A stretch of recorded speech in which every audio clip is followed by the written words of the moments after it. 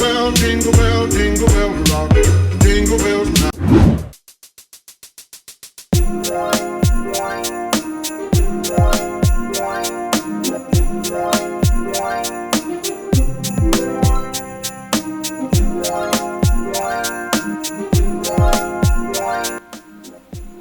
Okay guys, so I'm starting by roughly chopping all of the ingredients. You don't have to be too perfect with this, just kind of bite-sized pieces here and there so that you're getting a little bit of everything in every Rocky Road piece.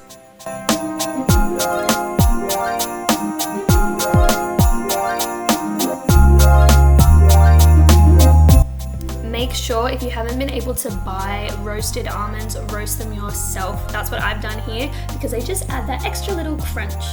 Now here I am melting the dark chocolate over a double boiler, so the best way to do this is to obviously just heat up some hot water, put a bowl on top and pop the chocolate in there. I also add a little bit of coconut oil to speed the whole process along, as well as some cacao butter because it helps the chocolate set really nicely.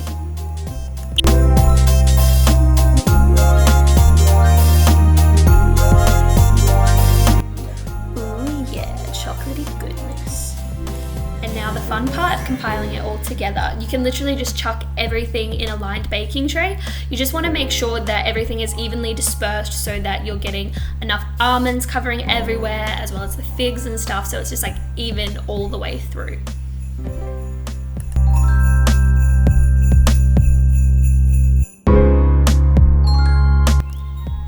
These are chocolate coated Incan berries and they're so much fun. They're a little sour strap berry type situation, coated in loving earth milk chocolate, and I just decided to throw them in because why not?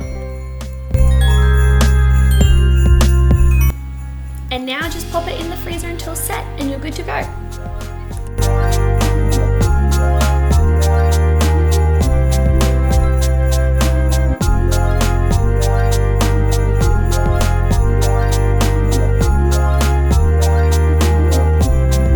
So with this next recipe, you just need to be a little bit more prepared.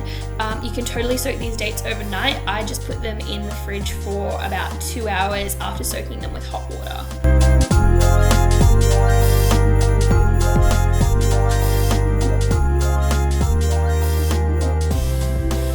So we're going to begin by making the base of our caramel slice. So you want to start by roughly chopping all of the nuts.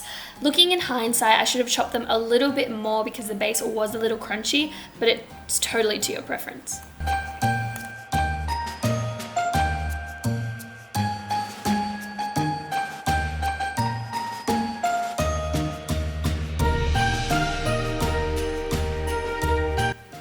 So here I am just blending up the dates with a little bit of date water. This is what is going to not only sweeten the base, but also hold it all together.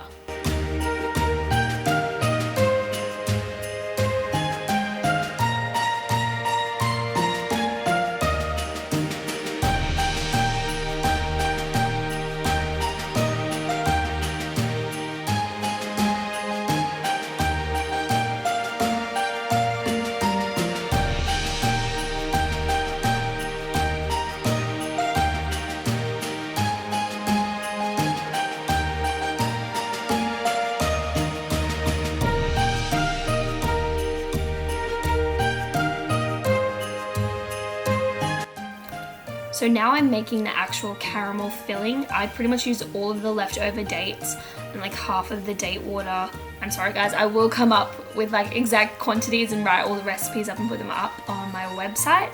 And I blitzed this in the NutriBullet along with some coconut cream. I did try to freeze the coconut cream so that it was a lot easier to separate the cream from the actual like watery liquid at the bottom.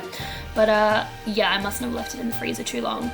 So that the caramel actually sets properly, I'm just adding cacao butter. The same with the chocolate in the Rocky Road. This just causes it to set a lot better and to harden nicely without becoming frosty in the freezer.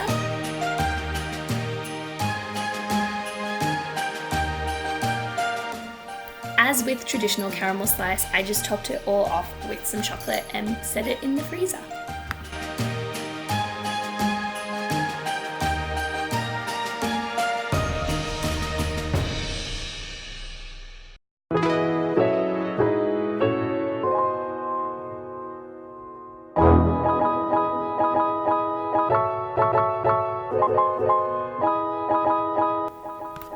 So I started by making the base once again. I made it exactly the same way I made the bases for the last 2 dishes. Just chopped all the nuts and everything and just popped it in there with some blitz dates to bind everything together.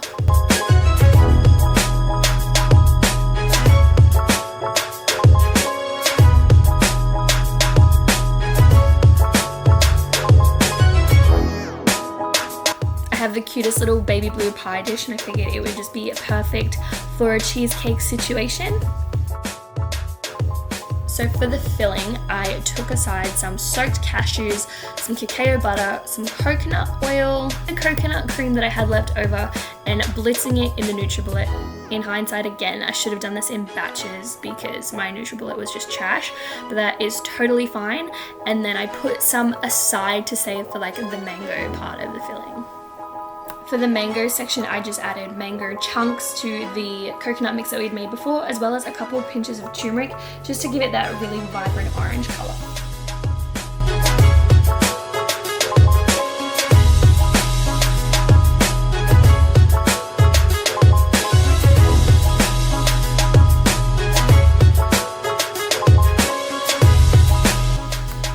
Make sure everything's evenly spread out, do a little bit of decorating, and then pop it in the freezer to set.